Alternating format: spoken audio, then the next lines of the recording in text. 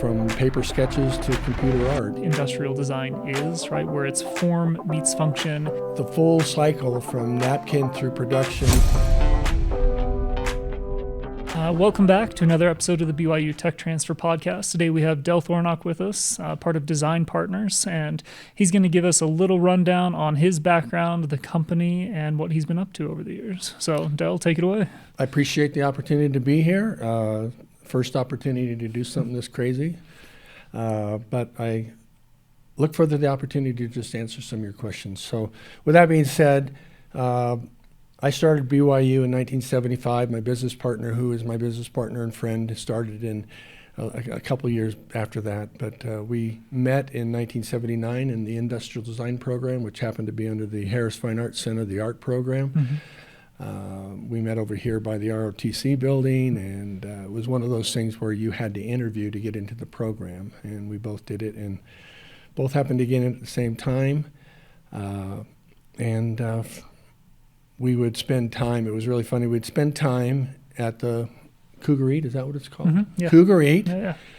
And we would talk about having our own business. And we did that on occasion, and for one thing led to another, and for the last 40 years we've been working together as product designers. And fantastic. It's been a wonderful experience. I happened upon...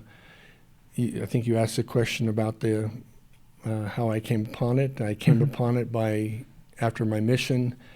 I was trying to figure out what I was going to do. I happened upon the Wilkinson Center. The program had a display of all these cool things, mm-hmm. and there were illustrations and models and I walked into it. And it's back when they had you walk down into it, and I realized that's what I wanted to do. Yeah. And for those who maybe aren't super familiar with industrial design, how would you define industrial design? Good point. Industrial design is kind of I've never always wondered why they called it that. Mm-hmm. Industrial design is that industrial product, but what it is basically is product development. Yeah. And the product development that I've been doing and Leonard been doing has been tangible products that you can hold. Right. If it was a baseball bat, it would be a baseball bat. If it was an iPhone, it would be an iPhone. Our portfolio over the last 37 years is extremely diverse and been fun, but I'll go that. But that's how I came upon the program. And again, got before myself. Leonard and I met and started talking about it. And we came up with names, and it was really... and then I worked in Honeywell for a year back in Boston, Massachusetts, like I mentioned earlier, and when I came back, Leonard was a few semesters ahead of me, so he ended up graduating earlier than I did. Okay. When I got back into the program, I'd learned so much at Honeywell Computers that they kind of passed me through a little bit about it. I really appreciated my old mentors, John mm-hmm. Marshall and Brother Stout, and nice. They were monumental in helping me get to where I am. But anyway, long story short, Leonard moved on to California to work for a design firm, and I ended up getting a job at Spur Univac in Salt Lake, and mm-hmm. Graduated in '84, and then left to California, and we worked together at the same firm for a couple of years. Fantastic. And then he left the firm and started Design Partners, and then I followed a year later. Okay, great. And when was Design Partners formed then? 1987. 1987. Okay, so you guys have been doing this for a while.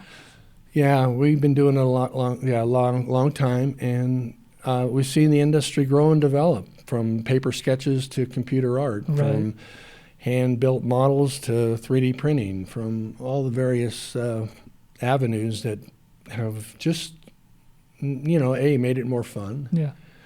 I mean, when I was in Boston, I learned how to render really well, so I was really proficient at that. And so that was the thing that I do miss, because mm-hmm. now everything's on the computer. Right. my business partner, I probably have to, do I need to mention Leonard? Is Leonard. his name? Okay, I think I've great. mentioned his Yeah. name. Again, I think this, the biggest success that I've had, and not that just we've been doing what we want to do, is that he and I are still friends after Right. all these years. Which not all business partners can say that after All business how many partners years of can't working say together. that. So I tend to think that's kind of the, when you were to ask me, if I don't know if you were going to, but if it was a positive, that'd be one of them. Yeah, The fact that fantastic. we're still friends. Yeah. We probably had our moments, but Oh, we I'm persevered. sure like and everyone does. persevered and made it through it. So Fantastic. And over the years, thinking we speak a lot to new entrepreneurs, people who are looking to spin out technologies from the university or go after their own ventures. And it sounds like technology has changed quite a bit from, where you started to where we are now. What advice would you give to a entrepreneur, engineer, product designer starting out about keeping your skill set up to date? And what kind of experiences have you had in your career on, learning new skills and new things that maybe weren't around when you were going to school? well, most of what we have today wasn't around when we Right. started. Yeah. And I think the part of me that the question you're asking, what is important to me is the fact that Leonard and I have been, we always said it was like the Hillbrant brothers. The one would paint at night and the other would paint at day. And that's so much not the same with what we do. We do have crossovers in what our skill sets are. But Leonard he's very efficient on the computer, and I'm like a MacGyver. I like to just build and hands-on kind of thing. So Right. when he's not doing what he's doing, I'm doing the other side of it. And the idea of collaborating together, we've learned to do that. Mm-hmm. And again, it's not always been easy, but it's always been something that we've worked our way through it and made it. Even when there's been a few times when the economy was not good. And when the economy is not good, not many people spend money on products. One of the nice things about being together in San Francisco, we worked for a company that our boss was really a go-getter. He knew how to get the big companies. We went with Procter & Gamble and Kimberly-Clark and Abbott Laboratories. And, so our portfolio is medical, biotech, consumer toys, product development, consumer products, just a variety of things, which has made it really a smorgasbord of things to do. Right. When someone will say, "What's your forte?" and I say, we'll take on anything. Yeah. Well, and one of the pieces of advice that I see floating around sometimes is to specialize, but I push back a little bit on that advice because, at least in my own career so far, I've found a lot of benefit from being able to talk intelligently and be able to act in a lot of different arenas. And it sounds like you found something similar with your career, right? Where you've got multiple different skill sets that all come into play as you're working on these different projects. And that's been very beneficial because the company that we were for in San Francisco, we left, and unfortunately for reasons that we don't need to talk about, they went under. And at that point in time, we picked up several of the project companies that we just kept working with them, and we're very successful with them, and it was fun. I think the idea of minimize or specifically going to one area, I guess you could do that, but it wasn't as fun. Yeah, exactly. I mean, we've had some really, in the course of 38 years, 30 whatever it is, we've had some really fun projects. Yeah. And are there any that stand out to you as being like your favorite because it was really successful or just really interesting to work on? Or yes, we have a lot. I'm sure we both have different ones, but the one that that people call upon, back in 1983, we developed with Procter & Gamble the Aleve medicine bottle, which is on TV. It's a big blue screen. My kids see it and go, "Hey, Dad, that's yours." And I go, "Yeah, it was fun." But that was an interesting one because back in the day, they would send their design group out or their group out, and we'd have a presentation, and it was a lot more like that. And I, to this day, remember having the presentation ready the night before they were showing up, and then that evening at home, I came up with another idea. So I remember hurrying to the office the next morning before the presentation, printed out. It was all printed. It wasn't computer. Right. On pieces of 8.5 by 11, and the presentation, and I tacked it on as number 19, and that's the one they went with. And that was fun because we went through protocol testing. We saw kids beat it up, tried to make it open. What it was a child-safe, adult-friendly application, and that was it. Well, and I feel like that product, it's very recognizable, right? But it's also a really good example of what industrial design is, right? Where it's form meets function. You need to have the technical knowledge to actually be able to make it childproof, right? And accessible to adults. Exactly. But then it also needs to look commercially ready, right? Because as an engineer, sometimes we struggle with it needs to look commercially ready, right? We get something that's functional and then we're like, oh, it's good, right? We can start selling this. But the reality is that without that additional design work, I mean, that bottle is iconic, right? Like you can literally just show the outline of that bottle and most people, right, are going to be able to look at that and say, oh yeah, I know what that is, right? That's the Aleve bottle. And so it's that kind of design work that is way more impactful than I think sometimes we give it credit for. Exactly. We always thought, in terms of what we were doing, we always knew that, and I learned this from one of my professors, I don't know which one it was, but that everything that we design, someone's going to touch. Yes. And it doesn't happen too much in other industries, but it did. And so that was the fun part about it. We dealt with, how it's manufacturable. We make it so whatever we design, you can manufacture. Like you said, whatever you design, it looks like it's meant to be there, yes. or whatever, however you feel about that. So it's just been a fun thing to do. Yeah. And like I said, I'm the MacGyver side of it, and I like to create. And Leonard, trust me, if he ever hears this, I'll deny it. But he's really, really, really good at the computer side. He's adapted to that. He's if we need to make a change, he makes a change, not always happily about it, but he'll fix it. Right. And I think it's the collaborative ability that we've come to learn over 40 years that what we do is good. And, we're up there in age, but we don't feel like it. Whatever we're doing, it's on the computer. We're not on the top of a roof or hauling concrete. We're still having fun. So anyway. Yeah, no, that's great. And what advice would you have to people who are interested in physical products, right? They need that kind of MacGyver attitude when it comes to the prototyping. What kind of tips or tricks have you learned over the years that you might give to a starting entrepreneur or engineer who's got their own idea that they want to start realizing into the real world? Well, again, I'm probably interested in what they're going to tell me. Okay. Because they're more responsive to everything that's new. When we started, we were hand fabbing things. When I learned how to hand fab computer products and ATMs back in Honeywell, and it was laborious. Right. Now you do it on the computer. You turn it into a 3D printable file, and you have somebody 3D print it.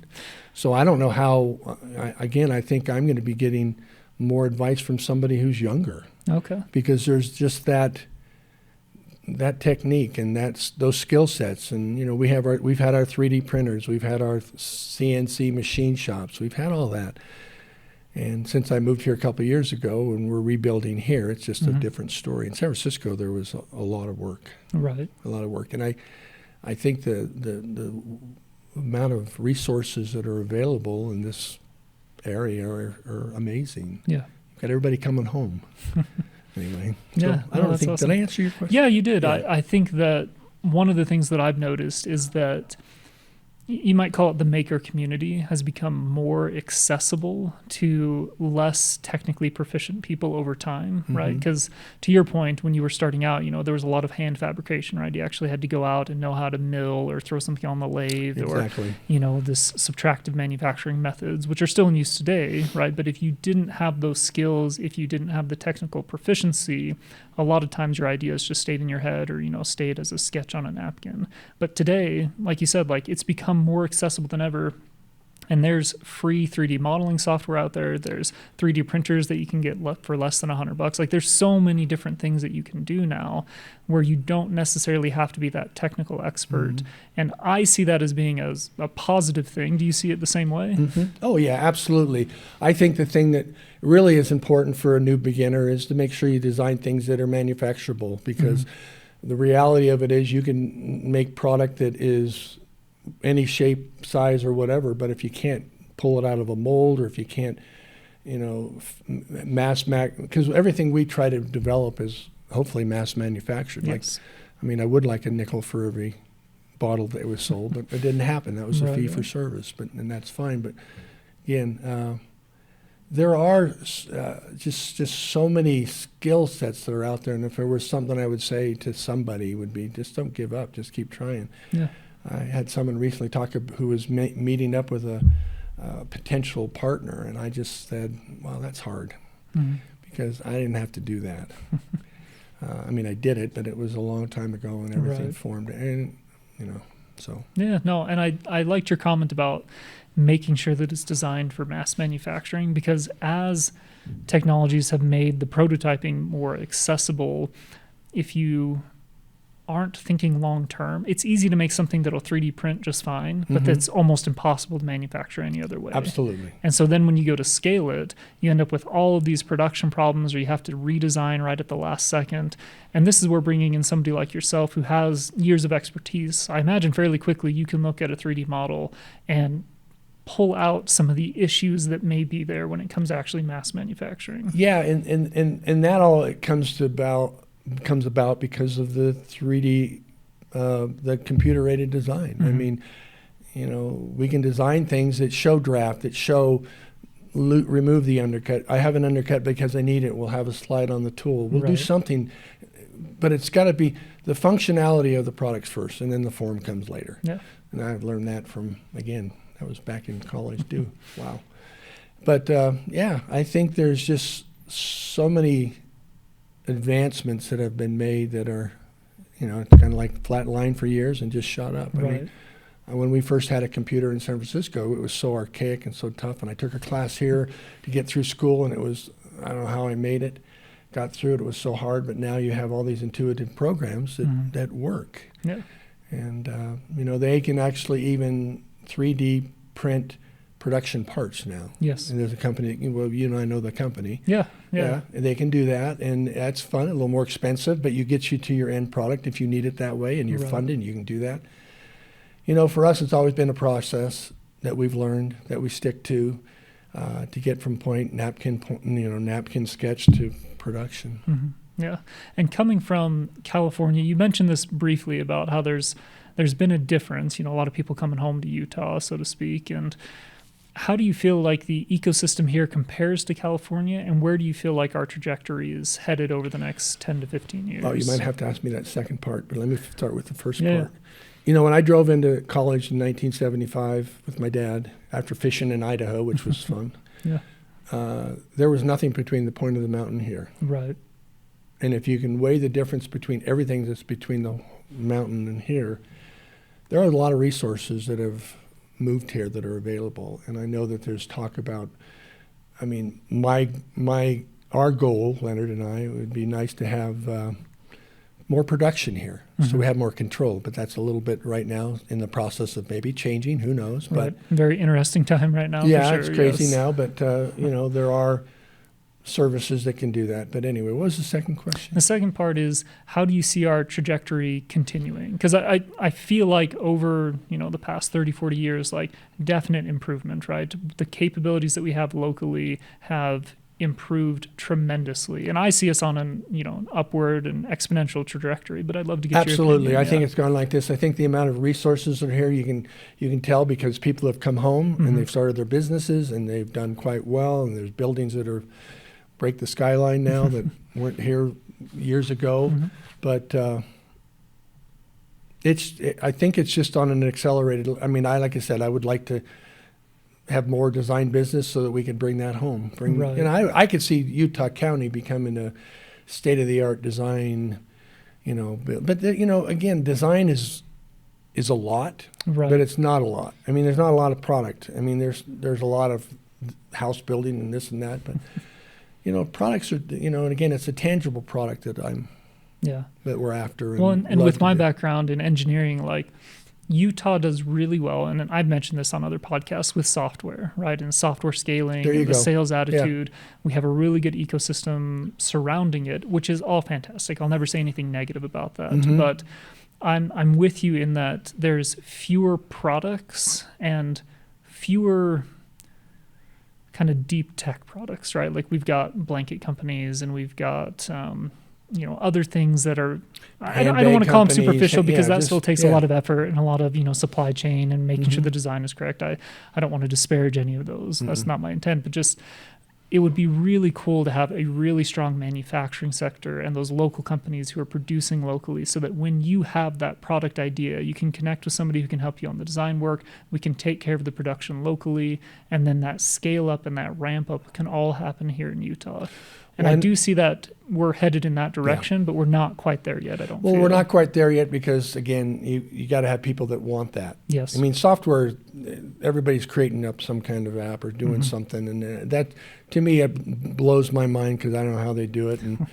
But on the same side, they probably don't know how we do what we do. Right. And to get to a point where Utah County, Salt Lake, whatever, I don't know the difference between the two, but I'm with you. I'm not from Utah, so people, the differences are a little fuzzy to me too. To make Utah what it could be probably in a few years, the design center that could have been what Silicon Valley was back in the day. Right. It's going to take some work. It's going to take some effort, but to bring the full cycle from napkin through production, carrying it into manufacturing, carried it into, marketing, and all those entities that work in hand with it, the electronics of it. I work with, there's a guy that I know that's a PC board layout guy, and that's incredible to me. So if we can encourage that to happen here or create a way to make it happen here, that would be awesome. Yeah. And we are talking about that with some people. Yes, and there's definitely a lot of the pieces starting to come together. So I'm really excited for the next. And honestly, I don't even think it'll be 10 years, the next 5 years, right? To see some of things really start to take off and grow and develop. So I think there's a need for it, and B, there is the ability to have that here. Yes. There is so much talent here. Yeah, absolutely. I mean, you got the universities. I'd love to tap into the universities. I really don't know what BYU's doing now. I know they've made a few changes back and forth, but I hope they're still doing product development. I'd love to work with some of the kids. It was fun during the day. We had internships out of BYU in California. It was fun, and they were always good kids and did it. With regards to what's interesting to me, falling back to the story of Leonard and I don't think there's too many people in our group that still do what we do. Yeah. I know that there's some that are close to the doing it manufacturing or doing something, and some have retired, but we won't give up our names and ages on that one. That's all right. So for new students who are coming out of the university, they just graduated, they're interested in developing their own product, what advice would you give them, from your experience and from your perspective? Well, the first thing I said, if you wanted to talk, I'd talk with you. Yeah, fantastic. We'd talk with you. And we'll be sure to have your contact information when we post this so that people can reach out and get to know you and ask questions. To me, it's all about, I since coming to Utah, there's the ability in California back in the day, you used the phone, you used a referral, you did. Now it's kind of evolved to the point where, I got back into, what's the word I'm thinking of here? Where you go find referrals, where you try to outreach, cold calls. Yeah, something like that. Marketing, whatever it is, business to business, business to person, interacting together. For me, it's all about interacting. Yeah. You and I text and email a couple times. I'm saying, I'd rather text you. I'd rather talk to you than text you. I'd rather email and text you. But I'd rather talk to people. And I think someone come out of school, make that option available. I would, direct.